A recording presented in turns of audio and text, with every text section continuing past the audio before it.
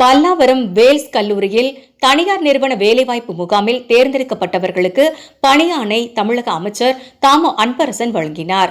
தமிழ்நாடு அரசு தொழிலாளர் நலன் மற்றும் திறன் மேம்பாட்டுத்துறை, வேலைவாய்ப்பு மற்றும் பகிர்ச்சித்துறை சார்பில் டாக்டர் கலைஞர் நூற்றாண்டு விழாவை முன்னிட்டு செங்கல்பட்டு மாவட்ட நிர்வாகம், மாவட்ட வேலைவாய்ப்பு மற்றும் தொழில் நெறி வழிகாட்டு மையம் மற்றும் தமிழ்நாடு ஊரக நகர்ப்புற வாழ்வாதார இயக்கம் இணைந்து மாபெரும் தனியார் வேலைவாய்ப்பு முகாமை பல்லாவரம் வேல்ஸ் பல்கலைக்கழக வளாகத்தில் நடத்தினர்.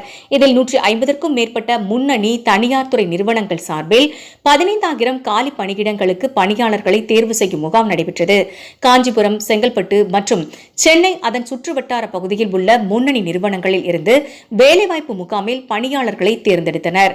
முகாமில் அயல்நாட்டு நிறுவனத்திற்கு வேலைவாய்ப்பு தொடர்பாக பதிவு மற்றும் வழிகாட்டுதல்கள், இலவச திறன் மேம்பாட்டு பயிற்சிக்கான பதிவுகள் நடைபெற்றது.